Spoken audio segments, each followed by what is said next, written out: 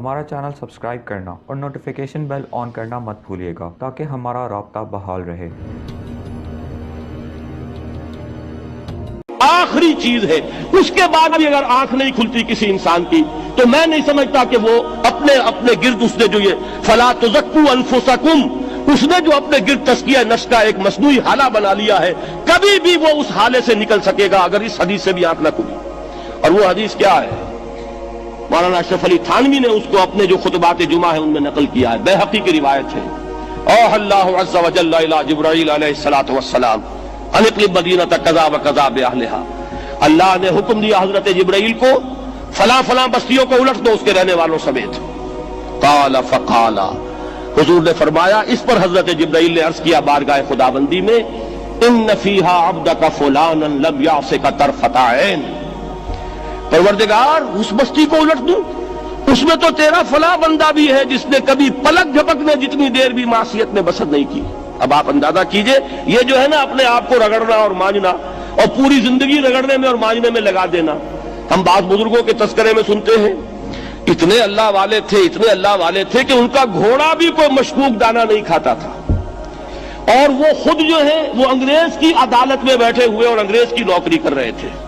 یہ ہے وہ میکروسکوپک اور مائکروسکوپک کا عدم توازن، طاغوت کی چاکری کر رہے ہیں، انگریز کی ملازمت کر رہے ہیں، انگریز کے قانون کی تنفیذ کے اندر اعلی کار بن رہے ہیں، لیکن ذاتی تقوی اور ذاتی نیکی اور ذاتی للہیت جو ہے اس کا معیار یہ ہے کہ ان کا گھوڑا بھی مشکوک چارہ اور مشکوک کھانا نہیں کھا سکتا۔ یہ ہے وہ عدم توازن، اس کو نوٹ کیجئے گا، جس کو کہ اس حدیث میں محمد رسول اللہ صلی اللہ علیہ وسلم نے واضح کر دیا کہ حضرت جبرائیل عرض کرتے ہیں کہ اللہ فلاں بستی کو الٹ دوں، اس میں تو تیرا فلاں بندہ بھی ہے جس نے پلک جھپکنے جتنی دیر بھی معصیت میں بسر نہیں کی۔ ذاتی نیکی کا اب اس سے اونچا کوئی مقام کوئی شخص مجھے اگر بتا سکے تو میں اس کا مرید ہو جاؤں گا۔ اس سے اونچا کوئی مقام ہوگا کہ آنکھ جھپکنے جتنی دیر بھی کسی نے معصیت میں بسر نہیں کی، ذاتی نیکی کی معراج۔ لیکن حکم کیا ہوا بارگاہ خداوندی سے؟ قال فقال، حضور نے فرمایا، اللہ تعالیٰ نے حکم لیا جبرائیل کو، اقلب علیہ وعلیہ، الٹو اس بستی کو، پہلے اس بدبخت پر پھر دوسروں پر۔